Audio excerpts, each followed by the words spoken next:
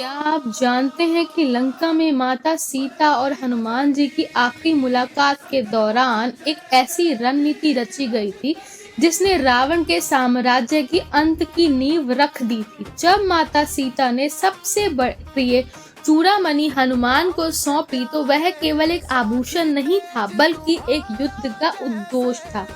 आज के इस विशेष सत्र में हम वाल्मीकि रामायण और रामचरितमानस के पन्नों को पलटेंगे और जानेंगे कि कैसे हनुमान जी ने टूटती हुई उम्मीद को एक प्रचंड विजय में बदल दिया। आज हम बात करेंगे चूड़ामणि के उस गुप्त संदेश की, हनुमान जी के उस सुपरसोनिक वेग की और मैनेजमेंट लेसन की जो आज के दौर में भी हर लीडर को सीखना चाहिए। वाल्मीकि रामायण के संदर्भ में माता सीता हनुमान जी से पूछती हैं कि राम जी उनकी सुध कब लेंगे। हनुमान जी निशानी मांगते हैं। चूड़ामणि वह रत्न था जो विवाह के समय राजा जनक ने दिया था। इसे देने का अर्थ था, हे राम, जनक की पुत्री अब पूरी तरह आपके भरोसे है। हनुमान जी ने उसे हाथ में क्यों नहीं पकड़ा, उन्होंने उसे मस्तक पर धारण किया। यह अमानत के प्रति सम्मान था। वानर सेना समुद्र कैसे पार करेगी, माता सीता का संशय। हनुमान जी ने कहा, न मैं अस्त्य सदृशम किंचित, अर्थात मुझसे छोटा और कमजोर राम जी की सेना में कोई है ही नहीं।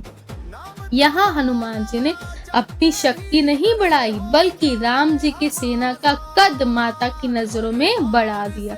यह एक बेहतरीन कॉन्फिडेंस बिल्डिंग तकनीक है।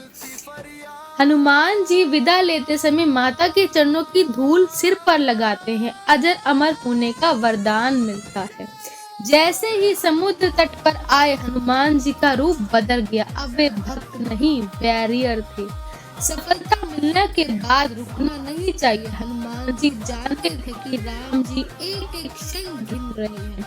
उनकी वापसी की गति ध्वनि की गति से भी अधिक थी क्योंकि उसमें कार्य सिद्धि का उत्साह था।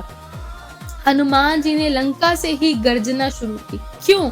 ताकि हार मान चुके साथियों अंगद और जामवंत में प्राण फूंक सके। पहला शब्द, हनुमान जी ने पूरी कहानी नहीं सुनाई, सिर्फ 2 शब्द कहे, दृष्टा सीता। सीता माता देख ली गई है। बड़ा लीडर श्रेय नहीं बटोरता। उतरते ही हनुमान जी ने जामवंत और राजकुमार अंगद के चरण स्पर्श कर लिए। जो लंका जलाकर आया वह अपने वृद्ध साथियों के सामने झुक गया। यही सनातन का संस्कार है।